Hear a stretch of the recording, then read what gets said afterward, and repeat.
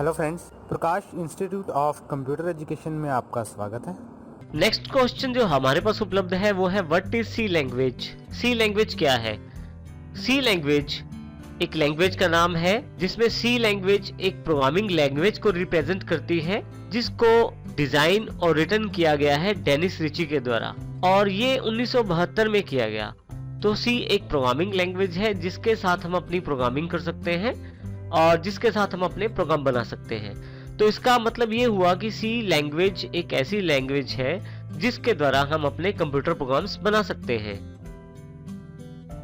हमारे पास काफी सारी लैंग्वेजेस अवेलेबल हैं, तो हम सी का प्रयोग ही क्यों करें, या सी के कौन से फीचर्स हैं जिनके कारण हम इसका प्रयोग करें? तो सबसे पहले हम बात करते हैं पहले फीचर की। सी एक सिंपल, पॉपुलर, रियल वर्ल्ड और वाइडली अवेलेबल लैंग्वेजेस में से है। अर्थात ये सिंपल लैंग्वेजेस में लिखी जाती है, बहुत ही फेमस है, लैंग्वेज वर्ल्ड में बहुत ज्यादा अपनाई जाती है प्रोग्राम्स लिखने के लिए। इसमें सबसे महत्वपूर्ण रहते हैं कीवर्ड्स। सी लैंग्वेज में कीवर्ड्स और सभी बेसिक सिंटैक्स इंग्लिश में लिखे जाते हैं, तो इस कारण से यह समझने भी आसान है और इसमें कार्य करना भी आसान है। यहाँ पे यह ध्यान देना जरूरी है कि कीवर्ड्स जो होते हैं हमारे, वो पहले से प्री डिफाइंड वर्ड्स होते हैं किसी भी लैंग्वेज के अंतर्गत। इसका अर्थ ये हुआ कि सी लैंग्वेज में काम करना और उसको समझना बड़ा आसान है क्योंकि इसके सभी सिंटैक्स जो हैं वो बेसिक इंग्लिश में ही लिखे जाते हैं। हमारे पास यहाँ एक प्रोग्राम का उदाहरण है जो हेलो फ्रेंड्स प्रिंट करवाता है।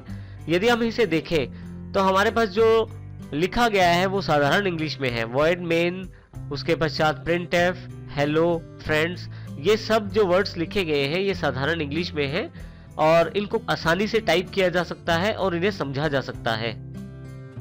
सी को प्रयोग करने का दूसरा सबसे मुख्य कारण उसकी मॉड्यूलर अप्रोच का होना है। मॉड्यूलर अप्रोच का अर्थ है कि इसमें एक बहुत बड़े प्रोग्राम को छोटे छोटे भागों में बांट दिया जाता है और उसके पश्चात इन सभी छोटे छोटे भागों को इकट्ठा करके फिर से एक बड़ा प्रोग्राम बना दिया जाता है। तो इसका अर्थ ये हुआ कि सी लैंग्वेज जो है हमारी मॉड्यूलर अप्रोच को फॉलो करती है। उदाहरण यहाँ पे उपलब्ध है, कैलकुलेटर एक प्रोग्राम हमने बनाना है।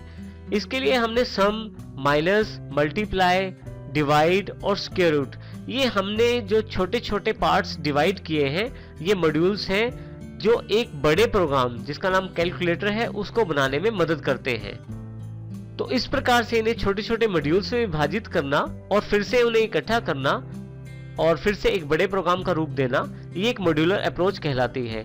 यहाँ ये ध्यान देना है कि जब छोटे छोटे भागों में बांटते हैं किसी प्रोग्राम को तो उन छोटे छोटे भागों को, मॉड्यूल्स को हम फंक्शंस कहते हैं।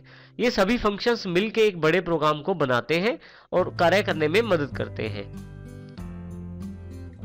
सी का नेक्स्ट जो सबसे बड़ा फीचर है वो है केस सेंसिटिव होना। सी लैंग्वेज में काम करते हुए ये ध्यान रखिए कि सी लैंग्वेज जो होती है वो केस सेंसिटिव होती है, अर्थात छोटे और बड़े अक्षरों में भेद होता है। जैसे उदाहरण के तौर पे छोटा ए जो है वो बड़े ए से अलग माना जाता है और इस प्रकार हम अपनी प्रोग्रामिंग करते समय केस सेंसिटिव जो एक बहुत इंपॉर्टेंट फीचर है सी लैंग्वेज की, इसका ध्यान रखेंगे।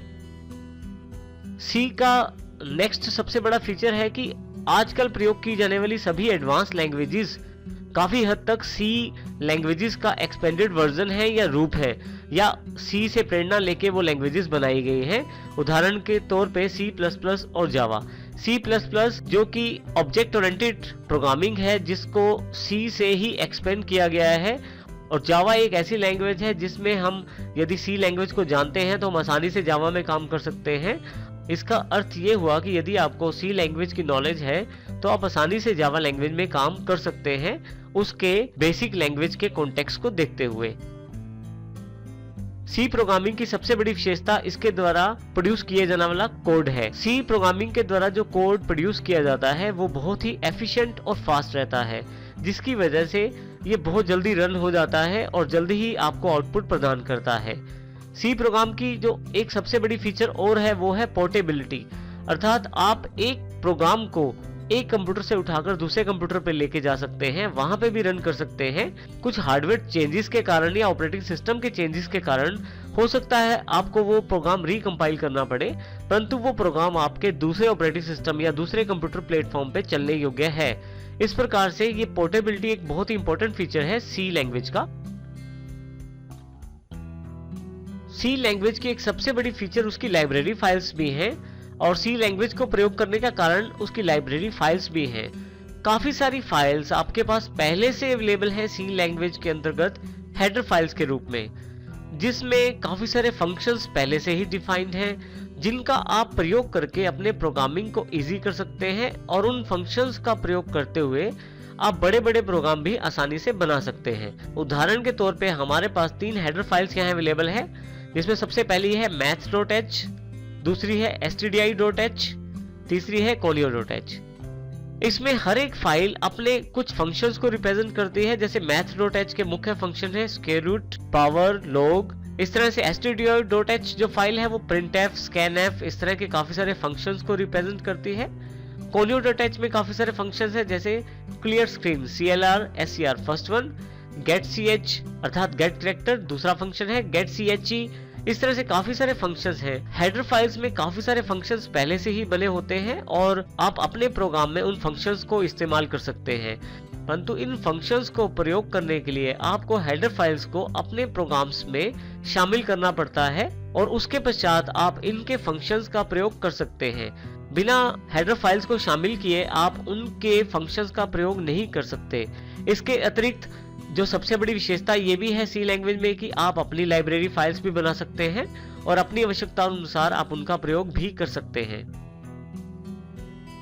सी लैंग्वेज के फीचर्स जानने के पश्चात हम तय तौर पे ये कह सकते हैं कि इसका प्रयोग कई एप्लीकेशंस में किया जा सकता है। इसका प्रयोग करने के लिए काफी सारा स्कोप अवेलेबल रहता है, लेकिन हम यहाँ कुछ practical uses of C language बता रहे हैं, जिसमें सबसे पहले है सिस्टम लेवल प्रोग्रामिंग।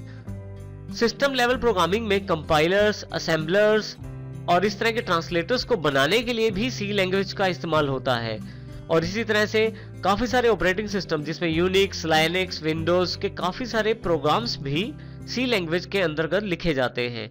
तो इसका अर्थ ये हुआ कि सी लैंग्वेज बहुत इंपॉर्टेंट हो जाती है सिस्टम लेवल प्रोग्रामिंग के लिए।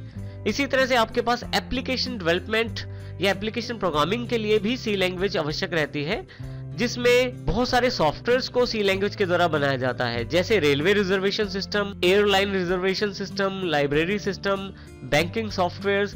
ये काफी सारे बेसिक सॉफ्टवेयर्स भी सी लैंग्वेज में लिखे जाते हैं, जो चलने में बड़े फास्ट होते हैं और जिनका प्रयोग करने के लिए कंप्यूटर में स्पेस भी बहुत कम चाहिए होता है और इनको चलाना भी आसान रहता है। इसका अर्थ ये हुआ कि एप्लीकेशन डेवलपमेंट में भी सी लैंग्वेज का बहुत बड़ा योगदान रहता है। और इसके अलावा नेक्स्ट जो हमारे पास इसका प्रैक्टिकल यूजेज अवेलेबल है वो है गेम्स डेवलपमेंट के रूप में।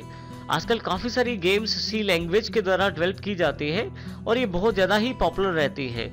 सी लैंग्वेज के द्वारा डेवलप की गई गेम्स की सबसे बड़ी विशेषता यही रहती है कि ये बहुत कम जगह घेरती हैं और चलने में भी ये बहुत फास्ट रहती हैं। यहाँ हमारे पास सी एप्लीकेशंस के कुछ एग्जांपल्स उपलब्ध हैं, जैसे हमने पहले भी बात की। ऑपरेटिंग सिस्टम में, लैंग्वेज कंपाइलर्स में, text editors, printer drivers, network drivers, language interpreters, काफी प्रैक्टिकल एप्लीकेशंस में सी का प्रयोग किया जाता है।